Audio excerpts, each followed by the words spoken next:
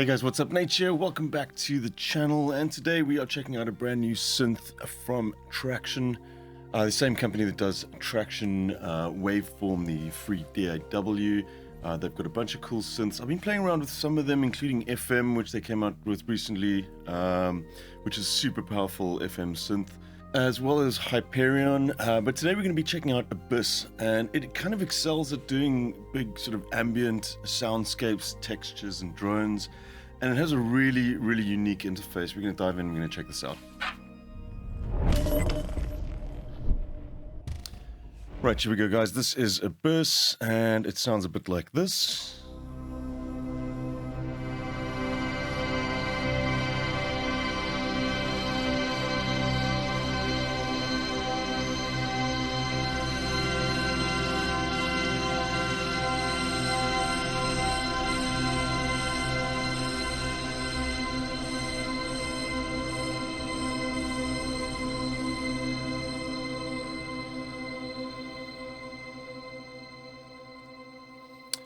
There you have it. So let's just quickly take a look at what the premise is here behind this synth. We're going to initialize all the sliders, and I'll just kind of briefly walk you through what this is doing. So firstly, let's just talk about the interface. Essentially, what you're dealing with here is a kind of synth that's not far off from something like the Korg Wave Station, or even the Prophet VS. It's essentially a vector synth, whereby you have waveforms that can be faded between. This one, though, they don't refer to as a vector synth. They refer to this as a gradient synth, which is this gradient that you have in the middle here. That's accessed through this edit page, and you'll see all these different colors that you can select from. This is how you build up that gradient, and then you can sweep through that, creating blends of all the tones that you put in there. Where something like the VS was basically limited to 4 different waveforms. This, obviously, you can do quite complex gradients here, or very simple ones if you wish. Yeah, so that's the premise of the synth. You've also got some of these funny little controls here, which are essentially effects. Now, initially, I was in two minds about the interface that we have here. In some cases, I thought, why not just, this is a reverb, for example, why not just call it a reverb? It's quite confusing sometimes with the sort of quite cryptic labels on a few of the controls. However, then again, the thing is with these cryptic controls is that it is put together in a very original way, and it does inspire creativity. I will give it that. You do things just to experiment because you're kind of forced to discover these things as you go. So that said, let's just jump into the rest of the options that we have here. We have some mod sources on the left, mod sources on the right. Of course, these are the envelopes and the LFOs. On the side, we've got stuff like the MIDI CCs, the mod wheel, for example. You can put in MIDI CCs here, spread, key track, and you've got some MPE compatibility with this as well. So if you have an MPE controller, you can control this. It's quite a nice synth for that kind of thing. At the top as well, you've got filtering, pitch, global pitch, I should add, the resonance, etc., dirt, and EQs, and so on. We'll take a look at all of these. And then very importantly, the position slider, which is going to control your gradient. So it's fairly simple to put sounds together. How this works is we can jump into the edit page here. See, right now we have this as our current sound source. Just turn off the release and the attack, so we've got a sound that we can work with there. Makes it easier to hear what we're doing. So this currently is this pink sound. If we click on that, we can see the settings for this waveform, which is currently loaded in here. If we use the position dial, we can check out what's going on with this sound over here. So let's move that position.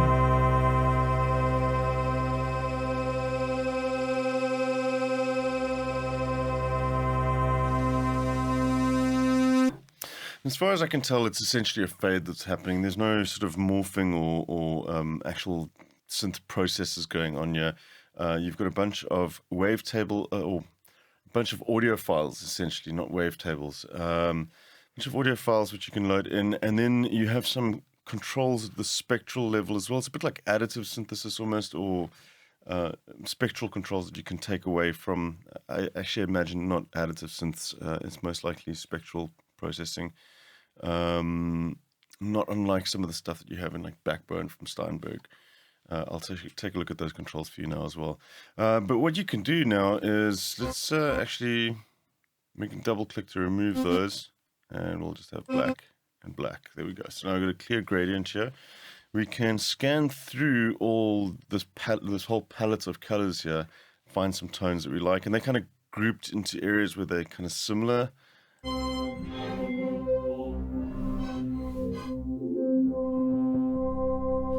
And by the way, these controls, these spectral controls, are essentially controlling all of the stuff that's in here currently. You'll notice here if we use the straighten control, change the detail. Unfortunately, these are, you cannot directly modulate. I'm not sure if it's. See, there's a lot going under the hood here that I'm not 100% sure about, but it looks like it's kind of like almost like an offline process that's happening there before you pull these in. But regardless, so we can add in the detail there. We can increase noise on these sounds as well.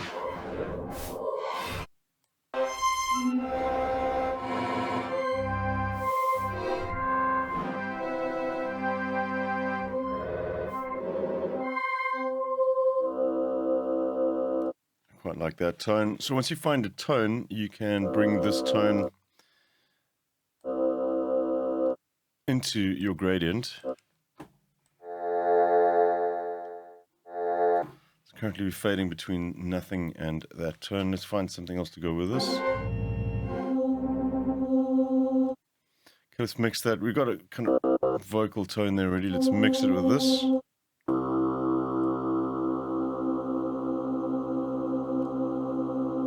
We can add in additional tones now too. Quite like that airiness there. So we'll bring that in there somewhere.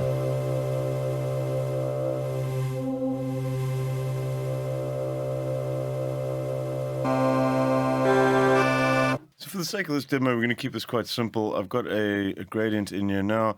I mean, we could, let's maybe just for this section of here, go and add in a whole bunch, just to show you the kind of detail that you can do here.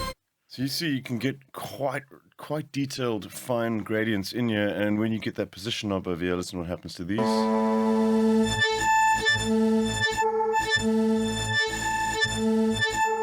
And remember that you have control over these as well, so if we were to, let's say, go to this one here, we can bring down the detail.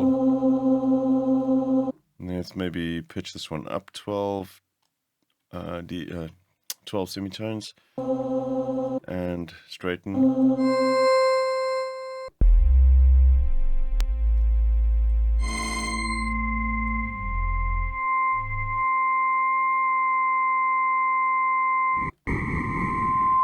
It's a real shame that you can't modulate those. It would have been pretty cool, but I'm guessing the nature of how those effects are applied has determined that you can't do that.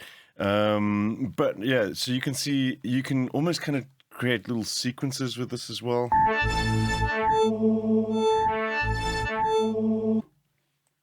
Let's come back to this section here. We'll add in a little bit of movement for this, I think. So let's get into the modulation now. We've got numerous different sources. You can modulate LFOs with other LFOs. You can actually draw in your own LFOs if you want. You'll see this one, you can kind of draw in like a sort of SNH shape down this because it's quantized. You've got a number of different shapes here. Quantization will determine how blocky it is like that, or you can have it smooth. And let's turn down the rate of this one and assign this to, you need to click on a modulation target, and you'll see it gets targeted like that, and then you can come down here and assign the LFO.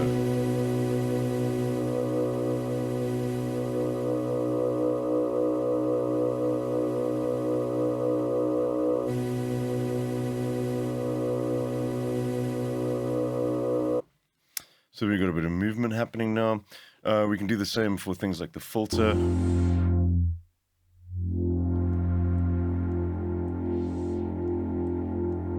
Let's we'll assign the second envelope to the filter.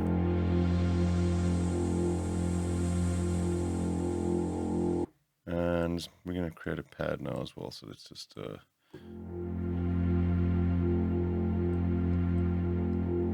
volume down a little bit. Cool. Let's go with the spread control. We'll do that on the pan. Let's try that one out.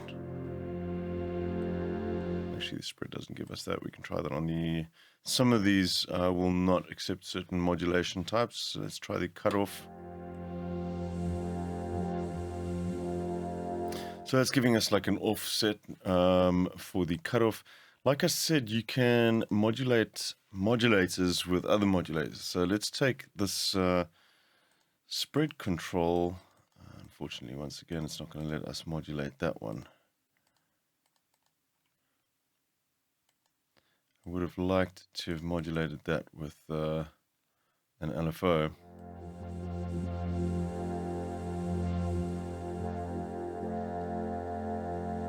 That's unfortunately not so useful to me there.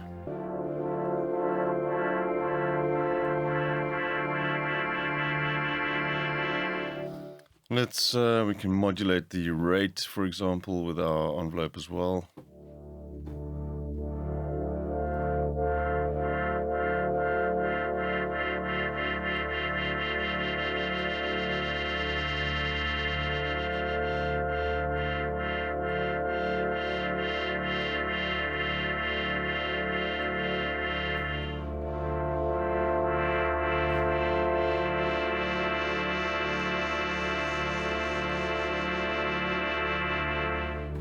Let's play around with some of the other controls here.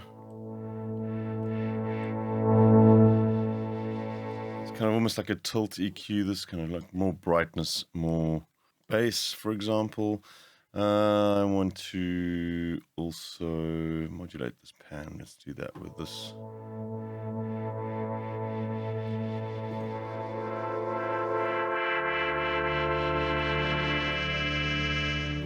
Cool.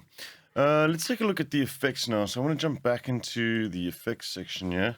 So I had to do a little bit of sort of just testing these. What we have on offer here is a sort of granular effect. Let's bring that up.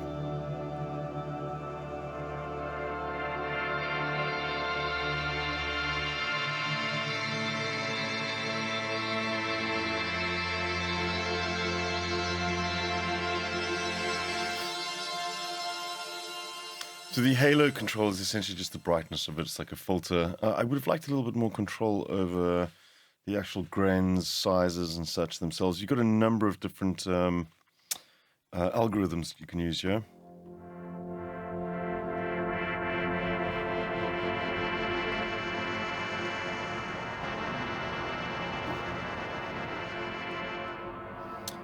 And then we've got a delay effect here.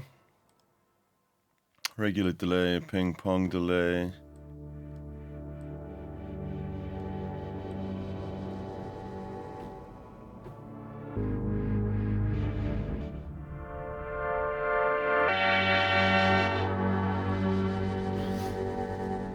So in this case, there's some weird pitch stuff happening there, and this is where I was saying, in this case, I would really just like the controls to tweak the delay how I want. You do get some happy accidents occurring with things like this sometimes, but sometimes I just want a standard delay. But then in that case, there's nothing stopping you from just disabling this effect and opening up an insert effect on your actual channel if you don't like that. We've got a reverb effect here. This one's fairly self-explanatory. You can dry, wet, width, and then the size.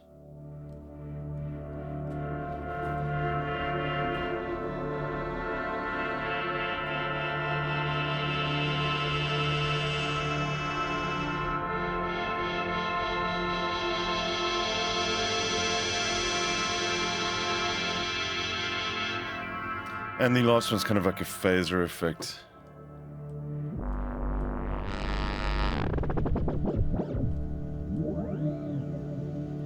And dry wet controls for those.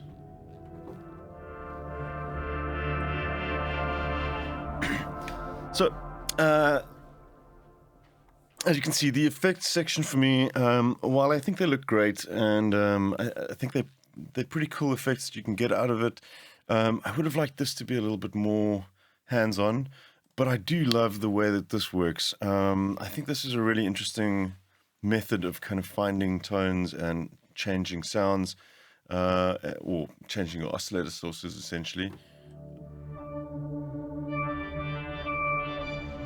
And I had a lot of fun playing around with this. Really interesting way of kind of visualizing your sounds and modifying them. So I think there's a lot of fun to be had with that. We'll take a listen to just a few of the presets as well. It's not going to be the kind of synth that you're going to use every day for everything. It's kind of more of a sound explorer's tool. This, like I said, drones, pads, ambient stuff. This is going to be really cool. So just kind of niche, but it's a lot of fun. So I definitely think you should go check this out. They do a fairly long demo with Tracktion.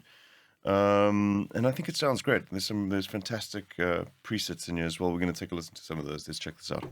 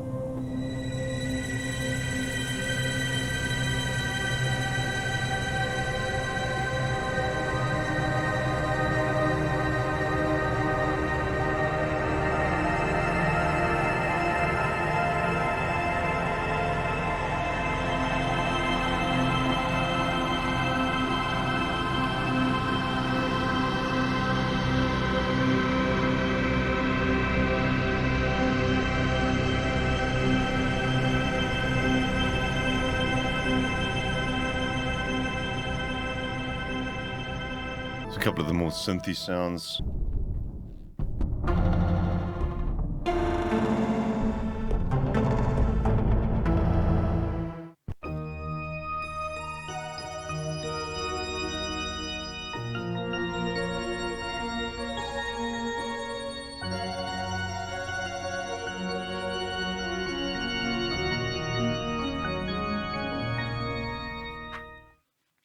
You end up with some quite weird combinations. It almost sounds like a church organ with some sort of synthesized bell going on there.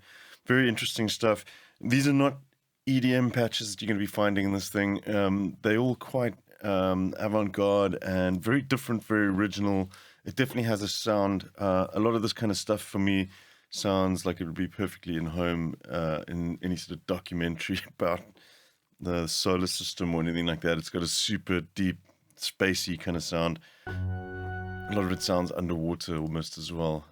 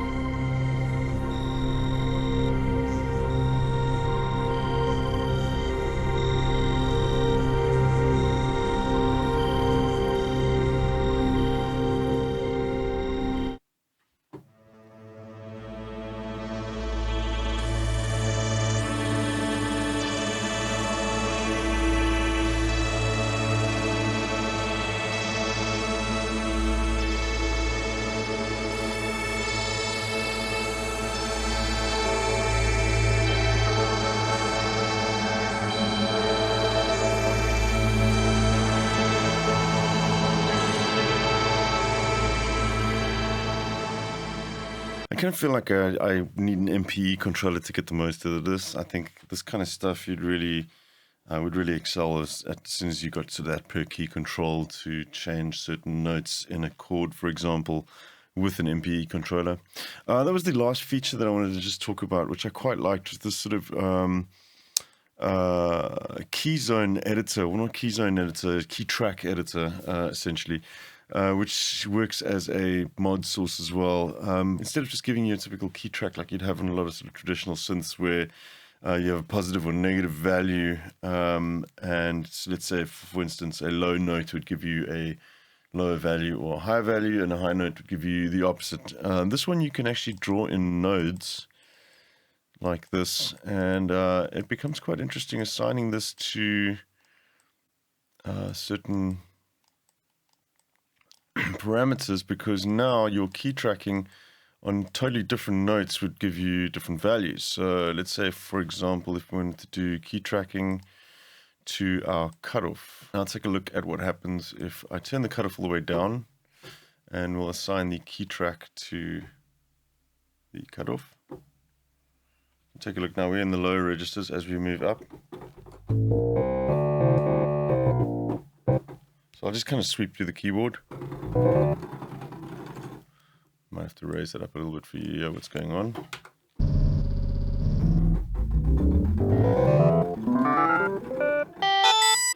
So different notes have got totally different values now because of this key tracking shape that we've drawn in there, which I think is pretty unique. It's a nice feature that I'd like to see that on other synths as well. I think that's pretty cool. Be able to assign different velocity or different values for each note. Pretty nice idea. Cool.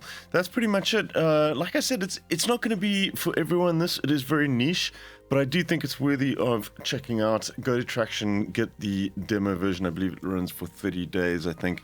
It's a pretty unique sounding synth, and I had a lot of fun playing around with this, so I think you should too. Right guys, so I hope you enjoyed the video. I'm not going to remind you guys anymore to subscribe and such from now onwards. Everybody knows to do that. If you are enjoying the content. So I'll catch you guys again hopefully soon. I will see you then. Cheers.